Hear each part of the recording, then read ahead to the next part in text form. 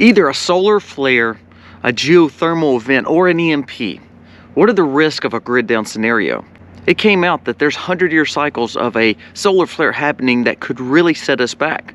That's already been told, and it was supposed to happen back around 1960. Well, it did not. So are we due up for another solar flare? Are we due up for an EMP style event? If so, what are some of the things that we would need to know? It happened once in the 1800s where all they had was the telegraph system, and it put everybody back understanding how to farm, how to do the skills to stay alive, to survive. It would be a lot harder now because people don't have the skills. We have all the technology and all the benefits. But what if that happens? What are the skills that you should know to help prepare yourself for something like that? And if you can't have them, who do you find that has some of these skills that you could work together with?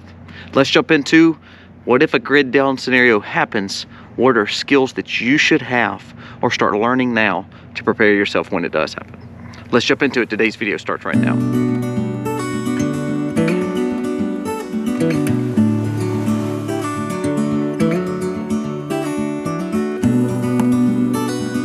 Well, it's 22 degrees. I'm hoping that the camera will stay on today. Yesterday it didn't, so we'll try it for a little bit before we have to get back in the truck. Guys, thank you so much for being here today. Welcome to the Max. If you're new to the channel, go down here, press subscribe, ring the bell, give us a thumbs up or a thumbs down, that's okay, but let us know what you think. You see the login equipment behind me.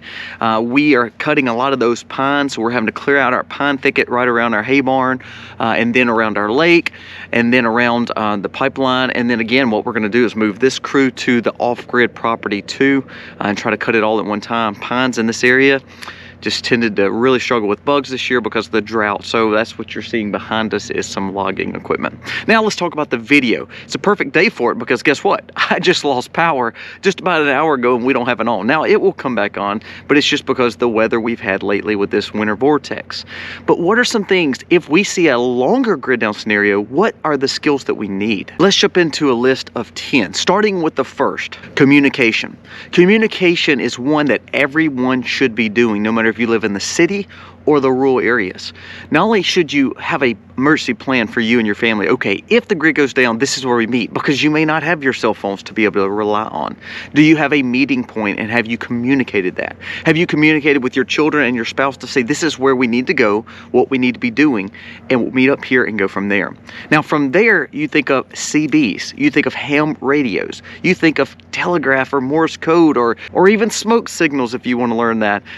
I know that sounds nuts, but if you can't communicate, if you had no way of having a phone, could you communicate or could you find your family and know exactly where to go? If you live in a city and they work across the city and you live here and there's a million people between you, do you actually think you could get back to them if they don't know where the point of meeting is? So number one would be communication. That is a skill that you need to learn. Not only learn, but build a plan to say, you know what, we're going to go back to a ham radio system, a CB system, or if we can't do that, we need to find a meeting point no matter what. Within a 24-hour period, you get to this location. Within a 48-hour period, you go with this location. If you can't get to those two within a week, you better be here.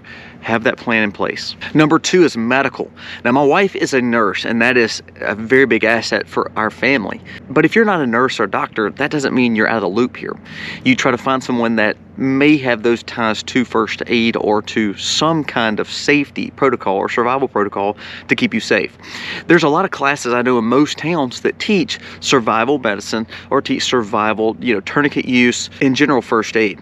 You may want to reach out to a paramedic, reach out to an EMT, another nurse, and try to find ways that if something were to happen, how do you stabilize this? How do you do this?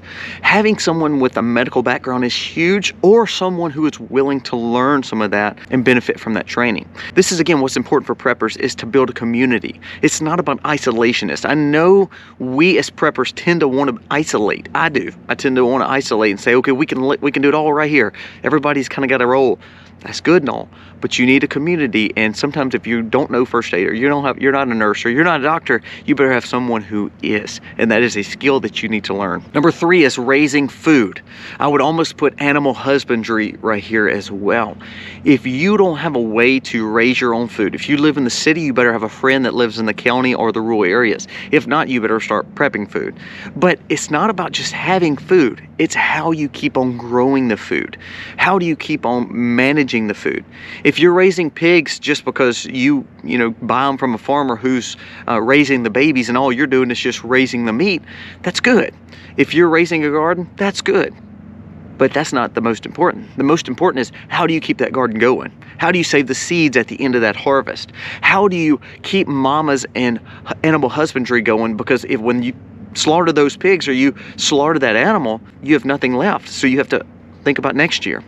A grid down scenario means years without the grid. They said if a grid down scenario happens, it would put you around 1850 to 1900. Are you ready for that again? Not trying to scare you, I'm just trying to say prepare for it. So animal husbandry and growing food is key in understanding that there's value in rabbits and chickens, but having males on farm. Having rabbits and chickens, but having males in the backyard. Having pigs or having cows, but having a bull or boar. Having seeds, but having the chance to grow them and know how to harvest the seed back. That is key. Number 4 is sewing and being a seamstress. We don't realize how valuable our socks, our shoes, our clothing is if all of a sudden you don't have some, or you all of a sudden have holes in it. Like for instance, feet. People don't realize how valuable socks are. If it comes down to a point where you start having rashes and rubbings on your feet and you can't just go grab another pair of socks. You can't just go buy another pair of socks. You may have somebody to mend it. So having the skill of this is good. Not only for that, for bartering as well. Say you can't grow the food, but you're a phenomenal seamstress, then therefore you barter the trade, you barter the skill, and you make do with the other part of the community. If you can bring assets to a community group, well, it lasted for a little while, the bindery died. But if you don't know how to do medical, you know how to sew and mend clothing, it will help you, part of a community, to build an asset, to barter together, to live together. This is important because in a time of collapse or chaos, working together is important. And that's how we can stay safe and take care of each other. Number 5 is hunting. Understanding the value of how to track an animal, how to know where the animals are, what they're eating, what they're looking for. So animal husbandry and farming is great, but sometimes you can say, you know what, I need to find out how to track an animal, how to harvest, how to break down that animal, how to understand if I do take this animal, what can I do with it? Do I know how to tan the skin? Do I know how to utilize every aspect of that animal? Do I know how to cook that animal? What the safe parts are? All that matters. So being a hunter or understanding how to gather the food that's in the wilderness and track the animal and survive out in the forest is key. Now, I know for city dwellers, that's not important, but it may be the fact that there's a lake or pond close to you that you learn how to fish. It's the same thing. Understanding how to scale the fish, how to clean the fish, how to eat the fish, of course, and take care of your family with doing that. Number 6 is foraging. Understanding herbal remedies. Understanding what this flower or this weed can give you. In our area, elderberry grows wild, and most people call it a hedge or junk or invasive. So sometimes that weed and that invasive crop that you're killing actually can bring healing power and actually be a new medicine. But you need to learn how to use it, and you need to learn how to forage it. Learn what you're looking out in the woods. Grab a good book and understanding foraging, not only to survive and eat certain berries, because some will kill you, some are full of nutrients. Also understand how you can utilize it for healing and herbal remedies and medicine when there is no medicine. Number 7 is dental work or teeth work.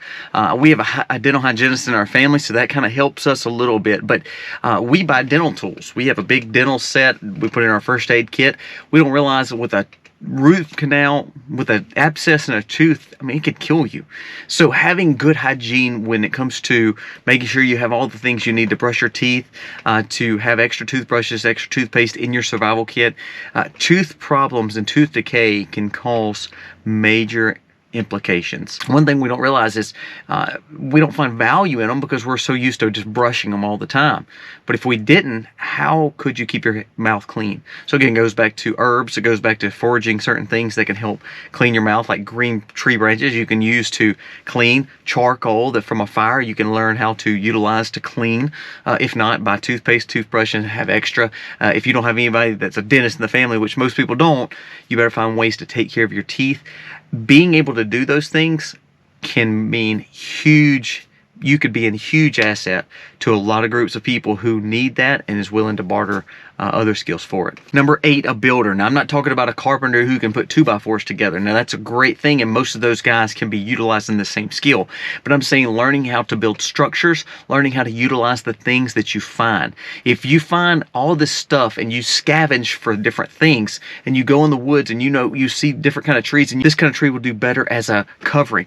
This kind of greenery will not cause itching to you, so we're going to use this as bedding and build a shelter over it. Learning how to be good as a scavenger, but also as a builder. This is a huge benefit, because if all of a sudden we all are going out together and we're having to scavenge for what we have and what we need, having somebody that's got a creative thought pattern, but knowing how to utilize the things that they can find, they can make junk into treasure. Big asset, and I challenge you to learn how to do some of these things. This is how you can learn how to do it. Learn to go grab stuff from a flea market or junk store and take ideas from it, but also learn how to build something. Take some old tin, some old scrap, pallet wood, and learn to construct some kind of little covering for an animal. This helps us say, you know what, if I have to go bigger and something to take care of us, we can do it. Number 9 is a blacksmith. Now, you can't be a blacksmith in this day and time, I don't think, like you were in the olden days. But if you learn how to make tools, if you learn how to sharpen tools, and you learn how to make self-defense tools, this is key.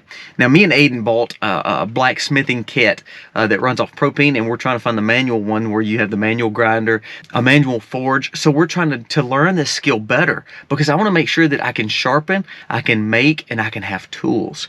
Without tools, gardening would be tougher.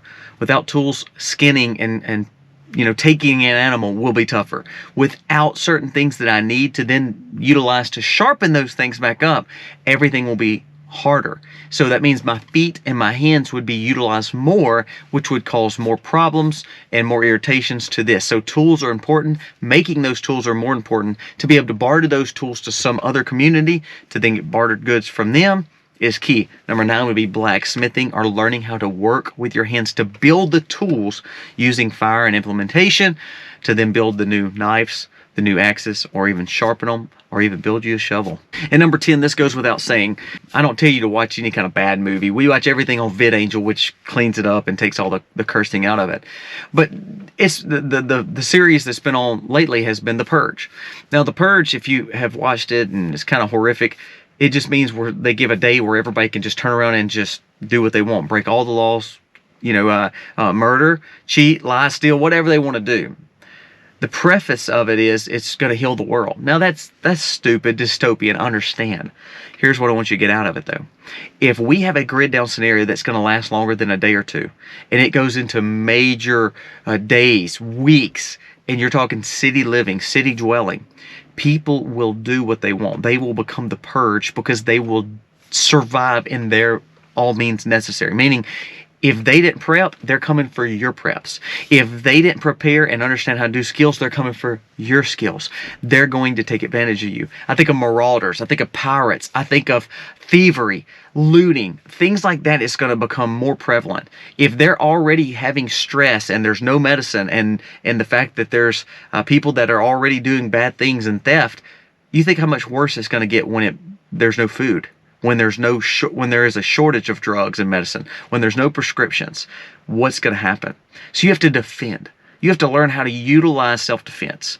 And that comes in with your hands, with certain tools, with projectiles, and also with those same things with blacksmithing. You have to be vigilant. You have to understand that all this other stuff is for naught if you can't protect it. And you can't do it alone. An isolationist probably won't make it unless you are deep down in the woods where no one knows your whole location. But in our world now, there's not a lot of deep dive woods that people don't know where they're at. So I would challenge you to learn how to be good with your hands, as in martial arts or self-defense. Learn how to be good with hand tools to utilize. Learn how to be good with self-defense tools that you can use projectiles with, such as brass, and it's made up of metal. But you have to understand that if you don't have 2A rights, and you don't have those tools, and you're not good with it and understanding how to utilize it, and having the extra magazines and stockpile of these munitions, you will lose everything. So I challenge you, number 10 is the most important of defending and making sure you can control who and what comes around you to get your supplies or not. Pirates and marauders could care less if you're a good dentist, but if you have the goods and you have the food, they're coming to get it. So you have to learn how to be vigilant in a grid down scenario where it's not all man for himself. It's building the community and then working together to take care of what is yours and how long you've prepped for. You've prepped for this. And it's time to take care of it now. Ultimately, the most important prep is knowing Christ, because in a grid down scenario, the worry, the stress, the anxiety will be huge. I would challenge you more than anything on this list is to know Christ and have spiritual prepping as number one. Now, after spiritual prepping, this 1 through 10 is very important. Number 10 being the one that I would challenge you to work on first, and then food and shelter next. Guys, thank you for watching. I hope this video helps. I'm going back to a house that doesn't have power. That's okay, but that's one thing in a storm. It's another thing if all of a sudden you're a year out from getting power back. That's when people lose their mind and really the crap hits the fan. Be ready for that. I hope this list helps. Start knocking these things out, learning this, or building friends who have these skills, and I think you'll be okay. Guys, thank you for watching. God bless. Happy homesteading, y'all.